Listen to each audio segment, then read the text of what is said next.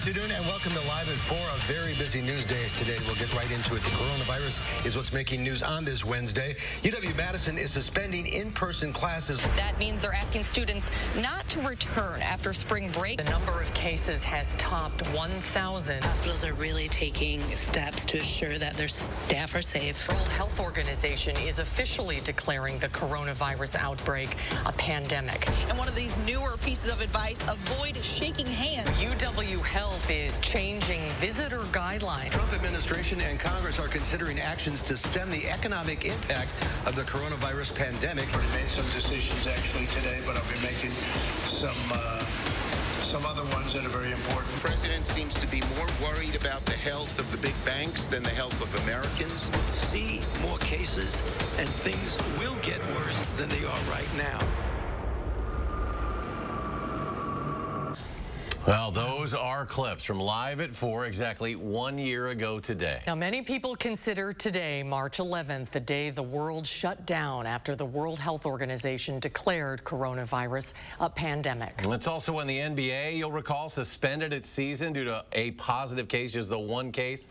And actor Tom Hanks tested positive, showing anyone could get this virus. Joining us this afternoon is Dr. Zorba Pastor, who has become an important source of information and context throughout the last year. Zorba, we're so grateful for all of your guidance over the last 12 months, and we want to let everybody know we'll be taking your calls in the next segment, but we wanted to start just by, I'm curious what your thoughts are about this day today. It's a momentous day, and about this year that upended our lives this year. Oh, it's definitely a momentous year.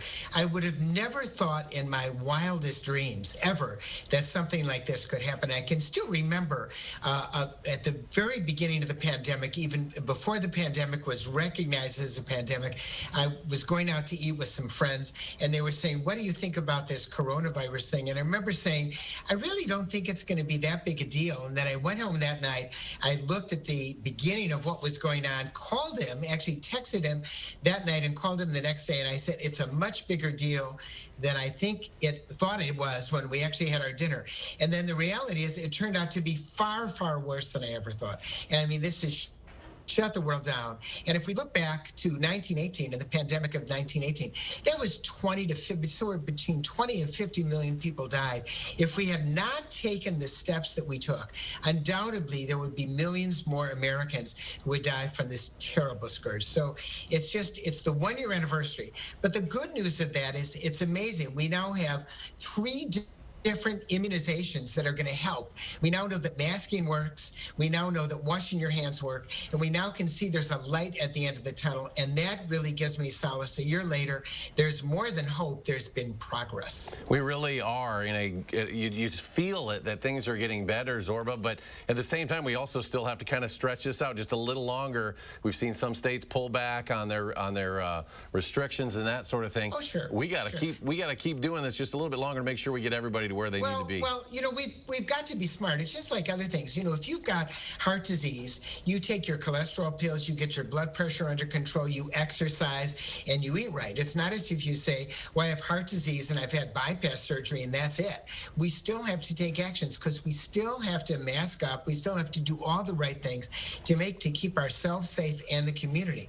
But there's light at the end of the tunnel, and that's the good news. And we just got to make sure we haul it through because the work is not done. It's still continuing. Not everyone is immunized. Not everyone is safe. And until that time, we've got to do the hard work to make sure we keep ourselves, our neighbors, our families, and everyone safe. We don't want to look towards Texas and Florida where they've said, hey, it's all over. The reality is in Wisconsin, we are much smarter than that. All right, if you have a question for Dr. Zorba Pastor, now is the time to pick up the phone and call. The number is 270-9933. Zorba, stand by. We'll take your calls when Live at 4 continues. We'll be right back.